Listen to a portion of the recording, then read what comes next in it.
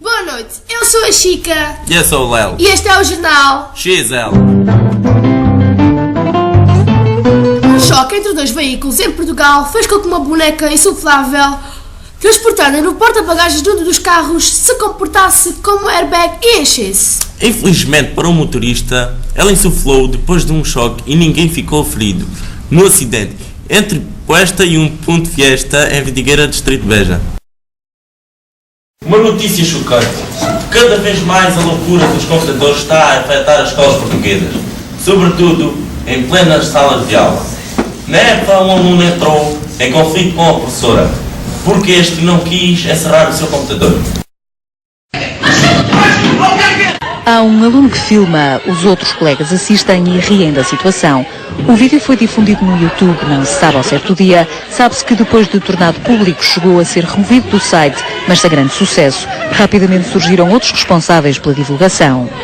A Direção Regional de Educação do Norte já tem conhecimento do caso. O Sindicato de Professores garante que esta não é uma situação inédita.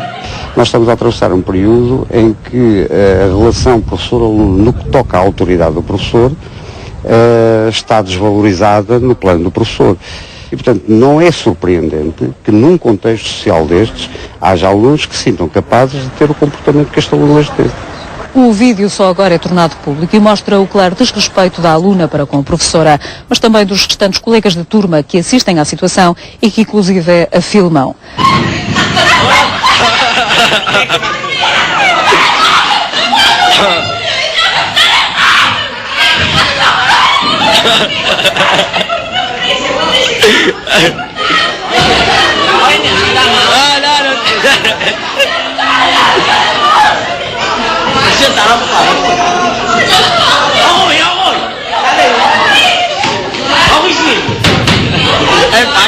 Onde está o pai? Estão lá. Ó, gordo, apaixona, sai daí.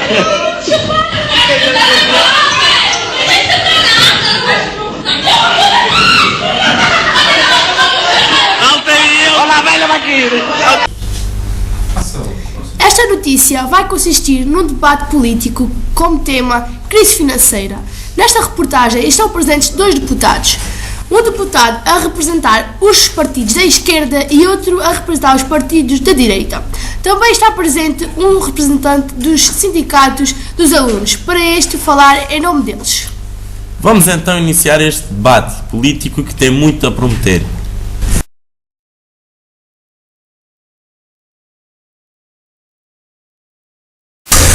Bom dia, estamos aqui neste debate político criado com um tema muito atual, crise financeira. Temos então à minha direita um deputado a representar os partidos da esquerda, que é então o Sr. Francisco. Mais à direita encontramos com um deputado representante dos partidos da direita, que é então o Sr. Augusto, bancário e deputado, que temos então hoje para representar a parte financeira do nosso país. Um pouco mais à direita, temos então a senhora Dona Ministra da Silva, que irá então falar sobre a nova lei que foi criada para ajudar então a solucionar esta crise.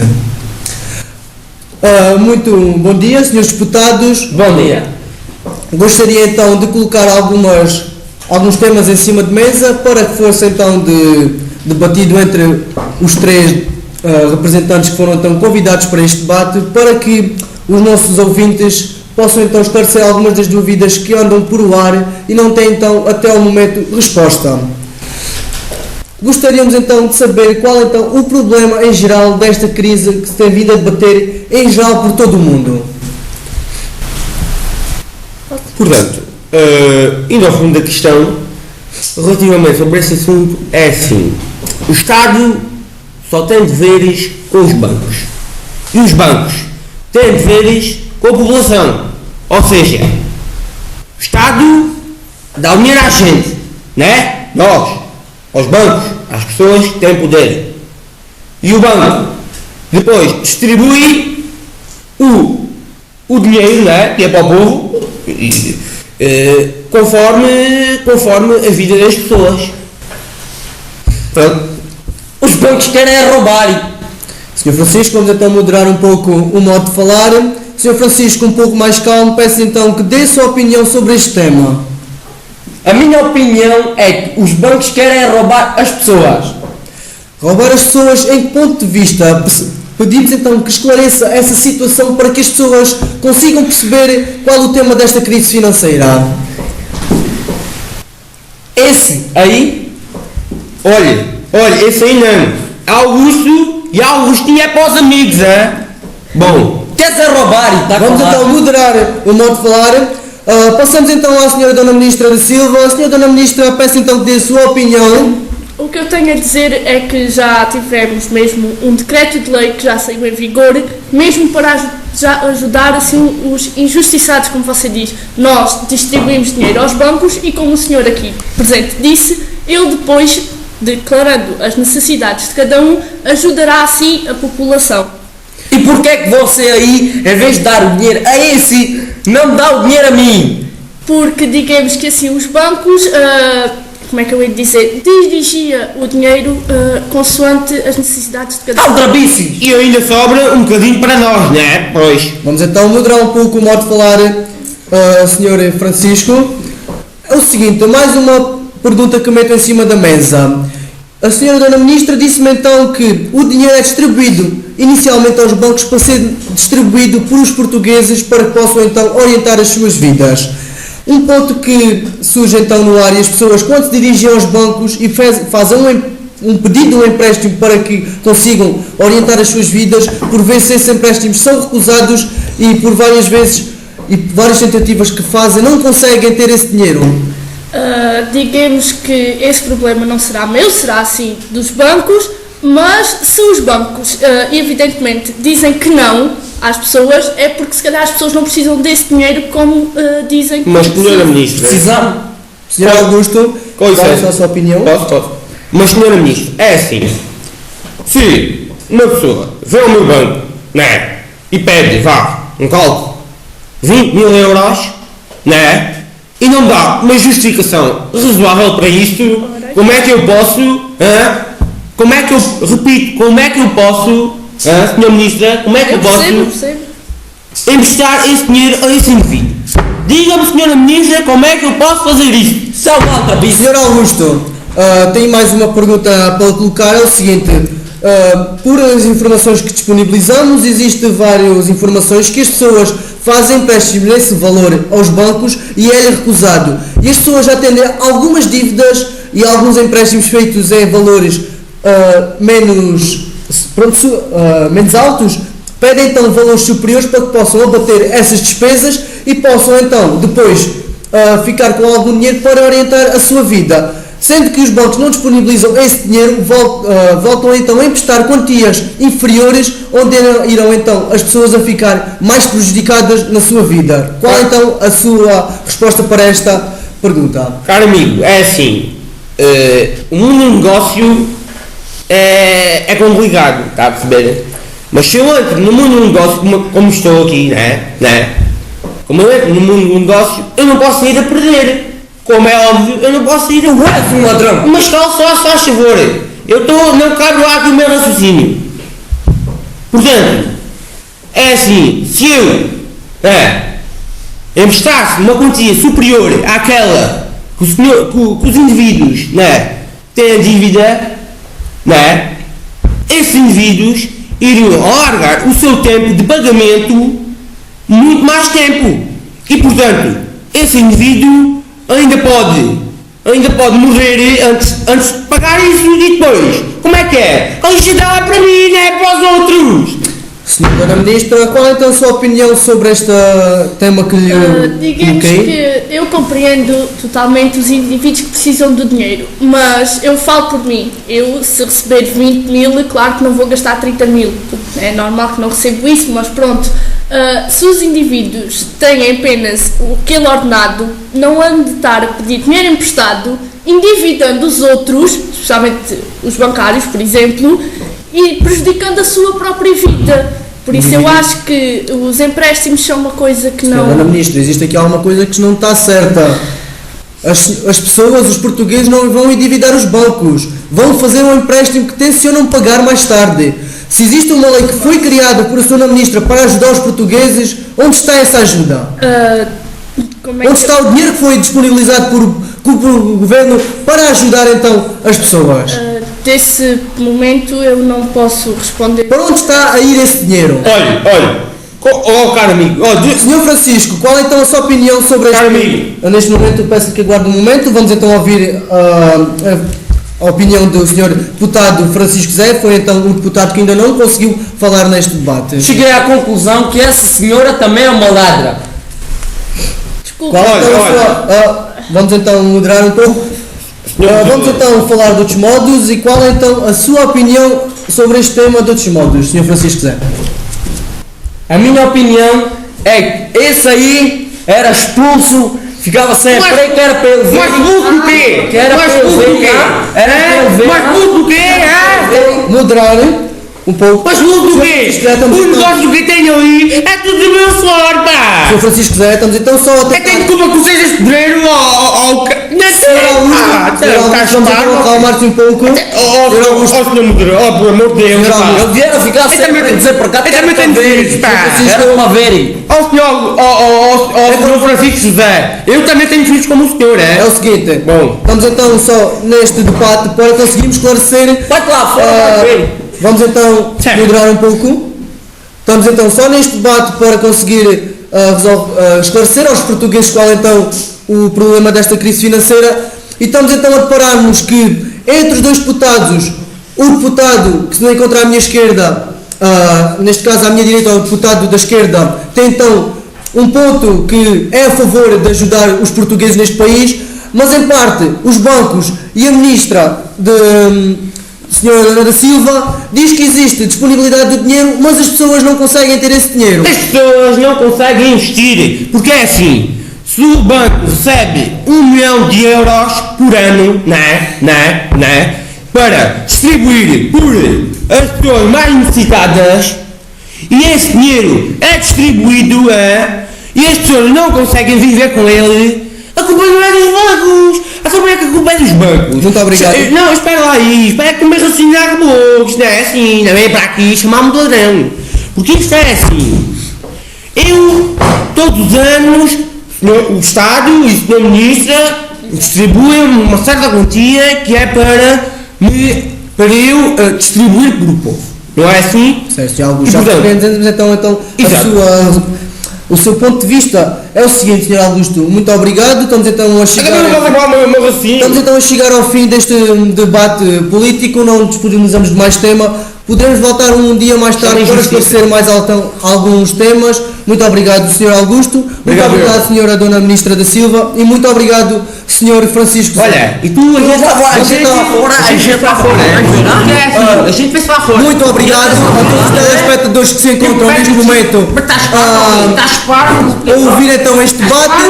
Verificamos então que existe alguns conflitos entre os deputados da direita e da esquerda e que não conseguimos arranjar solução para este tema. Temos então alguns temas sobre este tema da crise que ficam então por ar. Voltaremos então a esclarecer uns dias mais tarde. Muito obrigado, até uma próxima. Devido à constante mudança dos preços do combustível, enviamos uma equipa a uma bomba de combustível para saber qual a opinião do responsável, de um cliente e de um funcionário neste estabelecimento. Passamos a emissão em direto ao repórter. Bom dia, estamos aqui em direto numa bomba de gasolina em Vidigueira. Vamos saber as opiniões sobre os aumentos e descidas do combustível.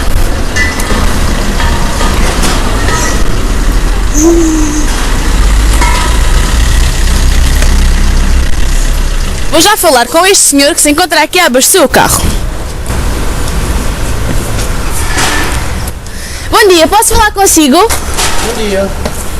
Posso fazer uma perguntinha? Gasóleo. Esta? Gasóleo. Bom dia.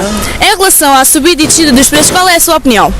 A minha opinião é um bocado estranha porque é o seguinte, eu à noite todos os dias conto os trocos que tenho na carteira para no outro dia pôr gasóleo no meu carro para me transportar para o trabalho, mas quando chego à bomba da gasolina nunca está certo.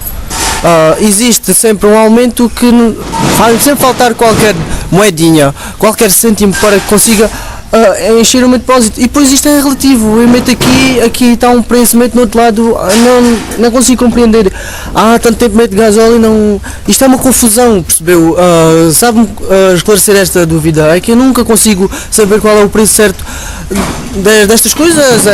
Um dia é uma coisa, um dia é outra. Dizem que vai baixar, mas eu só vejo a levantar e não percebo. Muito obrigado. Vou passar a falar agora com uma funcionária. Posso falar consigo? Já está? É para Natal dos hospitais. Não, é mesmo para uma entrevista. Tem de tirar a pastilha. Não precisa tirar a pastilha. Qual é a sua opinião sobre a subida e descida dos preços do gasóleo e da gasolina? É assim, eu estou aqui há pouco tempo, faço mais à noite, sempre a mexer nas mangueiras, mangueira aqui, a lagarta, aqui no depósito, é depósito de lagarta, eu não sei porque fui para aqui, porque saí da escola, porque juntei-me, e então ando sempre aqui, faço estas coisitas, mas não tenho assim uma opinião concreta, está a perceber? Eu não tenho assim, né? Eles aqui pedem, dizem, está muito caro, levas quanto? E eu digo, olha, vai lá abaixo que é mais barato, olha, aqui. Você abastece muitos carros durante o dia? 10! Quando é assim à noite, uns 15! Mas não passa disso, que eles dizem que está muito caro. Mas tem mais consumo durante o dia ou durante a noite? Do dia, porque à noite eles não saem muito. À noite é só que eles vão para a night, people. Muito obrigado. Vidigueira, que soubemos a opinião de algumas pessoas que aqui estavam na bomba a abastecer. Neste momento estamos a ver o trabalho da funcionária. O que é que se passa aqui? Desculpe, quem é a senhora? Eu sou representante da bomba, o que é que se passa aqui? Vocês têm outra sessão aqui para estarem a filmar isto? Pois, Pelo amor de Deus, vocês são aquele que vinham de falar. Pelo amor de Deus. Nós viemos saber a opinião dos consumidores sobre a gasolina. Eu não tenho que dar opinião a ninguém. Se você quer ter certeza do que se passa, vá perguntar ao Primeiro-Ministro o que é que você quiser. Você não tem autorização para estar aqui, se faz favor. Por favor, dê-me a sua opinião. Não me interessa, se faz favor. Dê-me lá a sua opinião, se faz favor. Não tenho que dar opinião a ninguém, se faz favor. E pronto, foi assim aqui em Vidigueira, numa bomba. O representante da bomba não quis dar a opinião. E pronto, com a imagem de António Melo, entrevista de Inês Alves. Tenham uma continuação de bom dia. Terminou agora o jogo da 20ª jornada da Liga Gamalhães, entre o Sporting Clube Portugal e contra o Clube de Futebol EPFA. Passamos então à conferência da imprensa que decorre neste momento. Paulo, o que falta ao Sporting nesta noite de felicidade? Bom, falta-nos tudo. Aliás, falta-nos sempre tudo. Eu não sei. Acho que éramos para marcar gol, não marcámos. 3 ao posto, 4 na barra e um adepto. Acho que o jogador não tem culpa nenhuma. O adepto foi para o hospital, apesar de tudo. Perdemos com tranquilidade, como sempre. Com tranquilidade. Como explica a falta de sorte que o Sporting tem tido nos últimos 20 jogos? É sorte que nunca tivemos. Nunca conseguimos marcar. Perdemos sempre. E acho que isto é mais ou menos as palavras que toda a gente já sabe. Eu sou sempre o mesmo. Um fracasso. Eu e os meus jogadores. Estamos em primeiro dos últimos. Mas acho que apesar de tudo, estamos aí bem. O que achou da atuação dos seus jogadores? A atuação dos jogadores eu diria que parecem bailarinos. Parecem bailarinos igual. Eu não sei. Só lhes falta meter uma saia. Porque de resto acho que não falta mais nada.